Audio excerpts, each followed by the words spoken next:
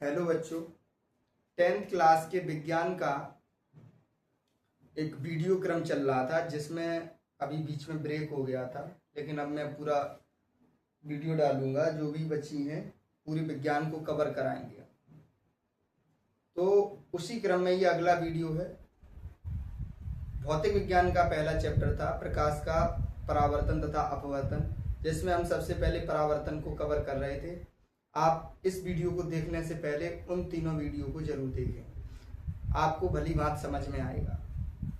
तो हम वहाँ लास्ट वीडियो में आपको उत्तल दर्पण और अवतल दर्पण द्वारा प्रतिबिंबों का बनना बता चुके थे, उनके उपयोग बता चुके थे। आज हम बात करेंगे दर्पण सूत्र के बारे में। तो हेडिंग डाल लीजिए दर्पण सूत्र।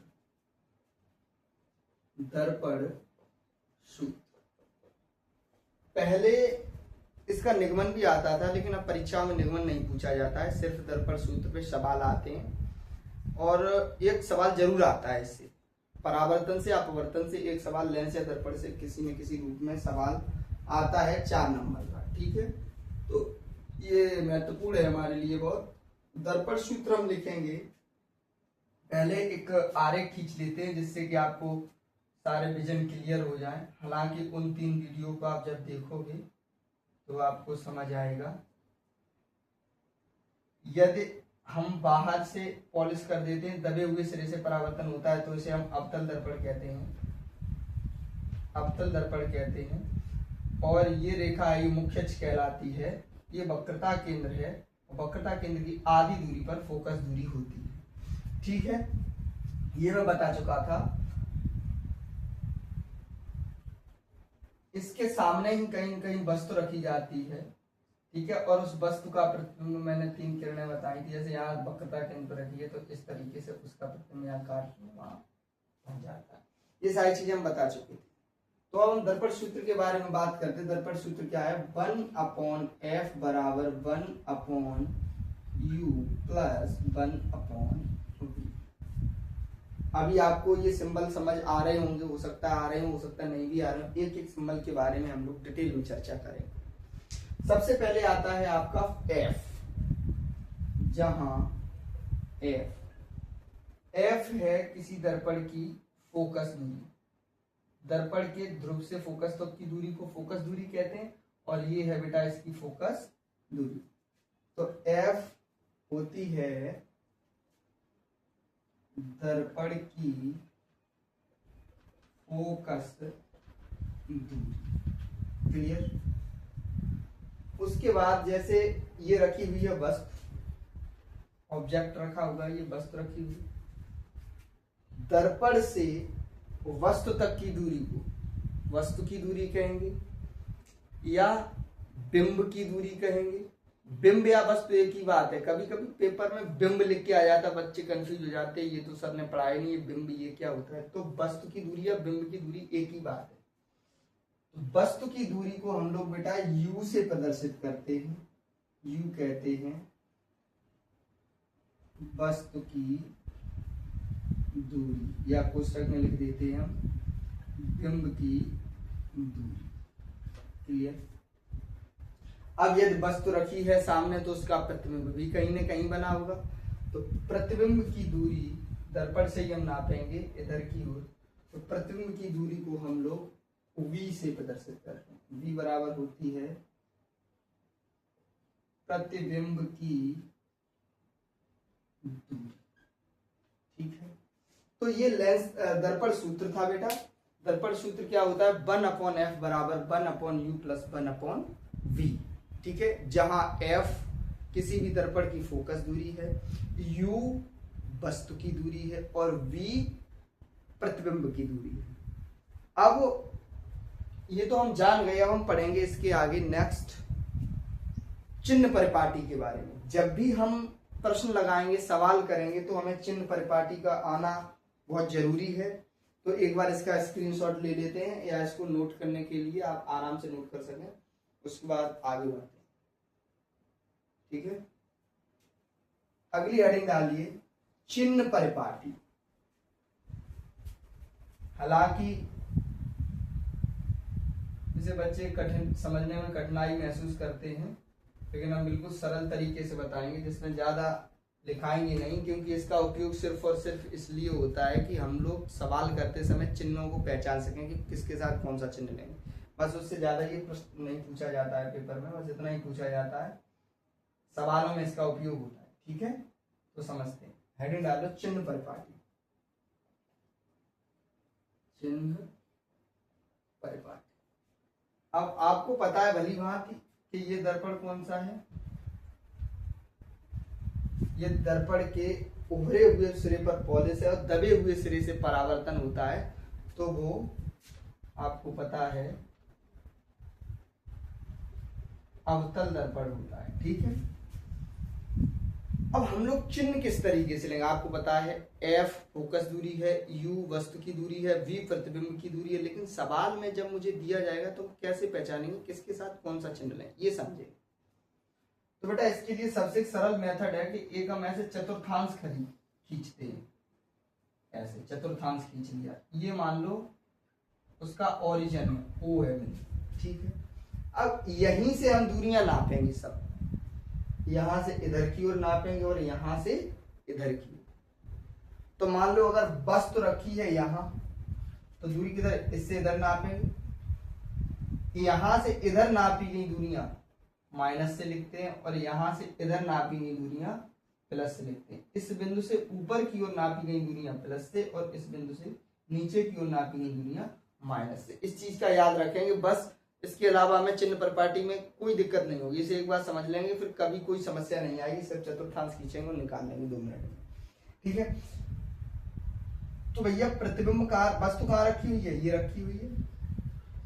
अब दूरी किधर से नापेंगे, आपको पता है यहां से ओरिजिन से नापनी है, तो इधर से इधर की ओर अगर दूरी नापेंगे बेटा तो किस चिन्ह से नापेंगे, माइनस से। वस्तु की दूरी को लिखते किस सिंबल से हैं। अब ये दर्पण कौन सा है ये भी आप समझ लो, दर्पण कौन सा, अवतल दर्पण। तो सबसे पहले हम अवतल दर्पण में लिखेंगे। अवतल दर्पण में किस तरीके से चिन्ह होंगे, अवतल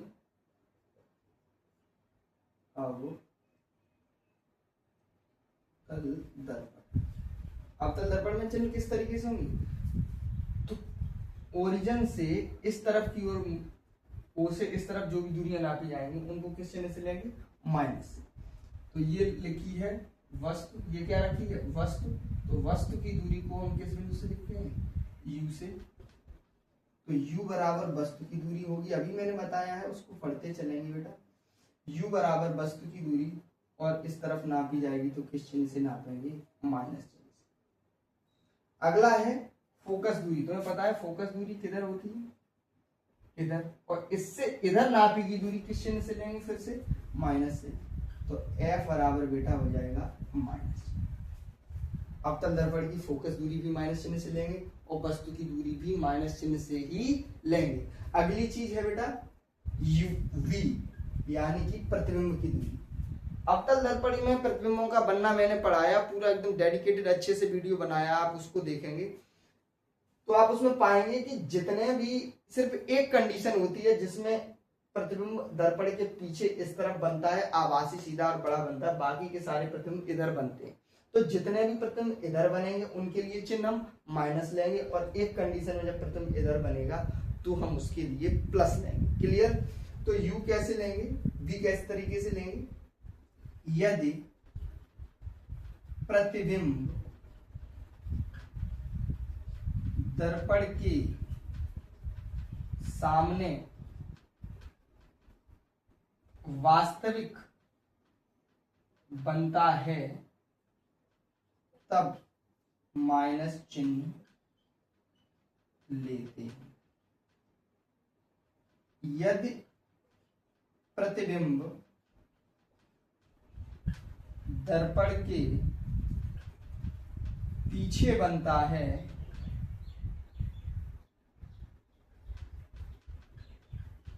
तब प्लस चिन्ह देते। समझ आ गया होगा भैया कि अगर प्रतिबिंब इधर बने तो हम प्लस चिन्ह लिए, और प्रतिबिंब अगर इधर बनेगा तो हम माइनस चिन्ह लेंगे। तो ये हो गई अवतल दर्पण की चिन्ह परिपाटी। इसको भी आप फोटो खींच लेंगे इसका भी, और इसको नोट कर लेंगे। अगली हेडिंग डालते हैं उत्तल दर्पण के लिए चिन्ह परिपाटी। डाल दूं इसको, उत्तल दर्पण के लिए। किस दर्पण के लिए? उत्तल दर्पण। तो आप बताएंगे उत्तल दर्पण क्या होता है? वह दर्पण जिसमें परावर्तन उभरे हुए सिरे से होता है उसको क्या कहते हैं हम लोग? उत्तल दर्पण कहते हैं। तो हम फटाफट से एकदम उत्तल दर्पण बना लेंगे। ये बन गया हमारा उत्तल दर्पण और इधर कर दी हमने पॉलिश। तो परावर्तन किस सिरे से हो रहा है? इधर से हो रहा है। अब ये बन गया हमारा उत्तल दर्पण। ये रेखा है मुख्य अक्ष, ये है वक्रता केंद्र और ये है इसकी फोकस दूरी। क्योंकि इधर पॉलिश है तो वस्तु किधर रखी जाएगी? इधर रखी जाएगी। और यहाँ से बेटा वही काम करेंगे, चतुर्थांश खींचेंगे। यहाँ से इस तरफ जो भी दूरियां नापी गई हैं वो हमेशा ऋण चिन्ह से ली जाए। तो वस्तु की दूरी को किससे लिखते हैं? u बराबर उत्तल दर्पण में किस चिन्ह से लेंगे? माइनस चिन्ह से। ठीक है। इसका प्रतिबिंब हमेशा आभासी, सीधा और छोटा दर्पण के पीछे बनता है। तो प्रतिबिंब यदि इस तरफ बनेगा तो दूरी किस चिन्ह से लेंगे? प्लस चिन्ह से लेंगे। तो v प्रतिबिंब की दूरी किस चिन्ह से ले रहे हैं हम लोग? प्लस में। ठीक है। इसका फोकस किधर है? वो भी इधर है। तो इधर नापेंगे दूरियां किस चिन्ह से नापेंगे? हम प्लस से नापेंगे। तो फोकस भी इसका किस चिन्ह से लेंगे? प्लस चिन्ह से। बस क्लियर, ना कोई कंफ्यूजन, ना कोई दिक्कत। उत्तल और अवतल दर्पण द्वारा प्रतिबिंब को बना करके सवाल करने के लिए आपने ये चिन्ह परिपाटी समझ ली है। इसको याद कर लेंगे और यहाँ से इसको समझ लेंगे। क्लियर? रटना नहीं है, समझना है कि अगर दूरी इधर की ओर नापी गई है तो माइनस चिन्ह लेते हैं और अगर दूरी इधर की ओर नापी गई है तो प्लस चिन्ह लेते हैं। क्लियर? और सारी दूरियां दर्पण के ध्रुव से यानी कि इस बिंदु से, ओरिजिन पॉइंट से ही नापी जाएंगी। क्लियर? तो इसको एक बार दो बार देखेंगे वीडियो को, आपको समझ में आ जाएगा। ये हो गया भाई चिन्ह परिपाटी। सवाल करने के लिए चिन्ह किस तरीके से निर्धारित करेंगे। अब हम समझेंगे आवर्धन के बारे में। और आवर्धन जैसे ही समझेंगे आपका ये चैप्टर की जो थ्योरी है पूरी की पूरी, परावर्तन की जो थ्योरी है वो कंप्लीट हो जाएगी। उसके बाद हम लोग सवालों पर चर्चा करेंगे अगली वीडियो। ठीक है? और सवालों को भी बहुत अच्छे से करेंगे, समझेंगे। अगली हेडिंग डालिए आवर्धन। आवर्धन, आवर्धन क्या होता है? मैग्निफिकेशन। किसी भी जैसे वस्तु को हमने दर्पण के आगे रखा, अब उसका जो प्रतिबिंब बना, कितना छोटा बना, कितना बड़ा बना है, उसका रेशियो ही आवर्धन होता है। तो इसमें लिख लेंगे। परिभाषा अगर लिखने को आ जाती है, वैसे तो समझ गए होंगे यार, परिभाषा लिखने को आए तो इस तरीके से हम लिख सकते हैं कि प्रतिबिंब की दूरी, प्रतिबिंब की लंबाई, प्रतिबिंब की लंबाई तथा वस्तु की लंबाई के अनुपात को आवर्धन कहते हैं, जिसे m से प्रदर्शित करते हैं। तो m बराबर क्या हो जाएगा? प्रतिबिंब की लंबाई, हाइट ऑफ इमेज बटे वस्तु की लंबाई, हाइट ऑफ ऑब्जेक्ट। इसका भी प्रयोग होगा सवालों में। ठीक है? तो इसका भी हम लोग प्रयोग करेंगे। इसको नोट कर लेते हैं।